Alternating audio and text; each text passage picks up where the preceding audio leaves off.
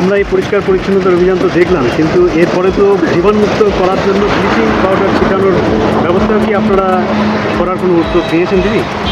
আমরা তো বলেছি, অঞ্চলে গেলাম, অঞ্চলে গিয়ে বললাম যে ব্লিচিংয়ের ব্যবস্থা করার জন্য, কারণ এখানে দুর্গন্ধের জন্য আশেপাশের দোকানরা অনেক কমপ্লেন করছে আমাদেরকে।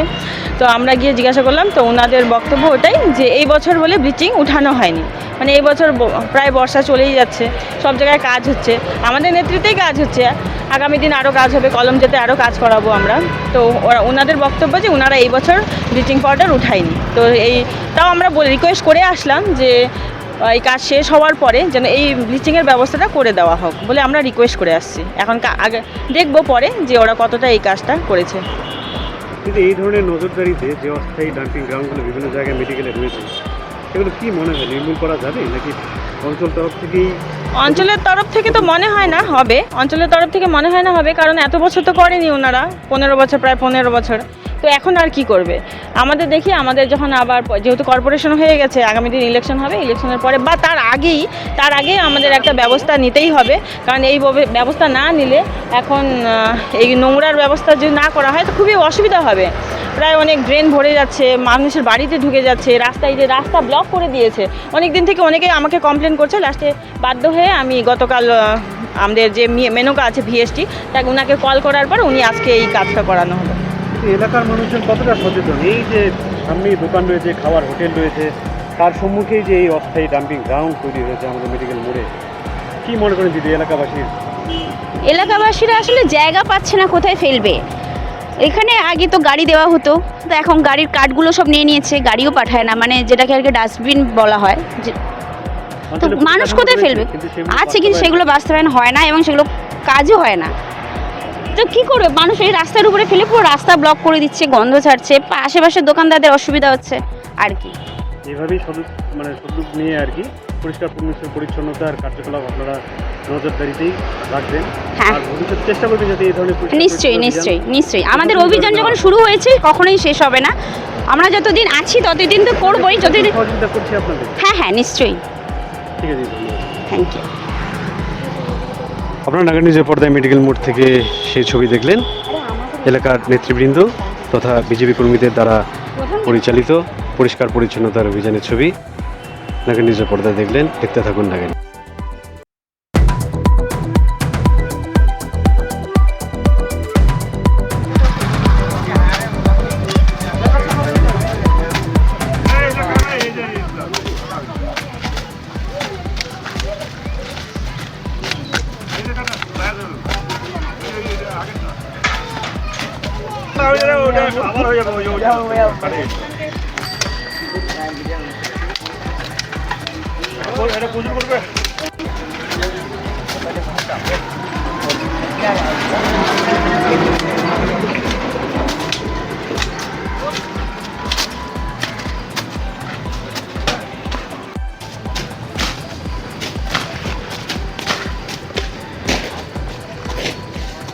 নমস্কার, আপনারা দেখছেন নাগার নিউজ।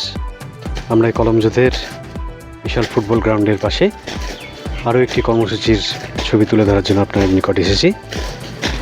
আপনারা দেখতে পাচ্ছেন কলমজোদের এই ছোটো ছোটো কচিকাচারা, তারা স্বচ্ছ ভারত মিশনের অভিযানটিকেই বাস্তবায়িত রূপ দেওয়ার জন্যে মাঠের পাশে যে জঙ্গল রয়েছে তা নির্মূলীকরণের প্রয়াস করছে।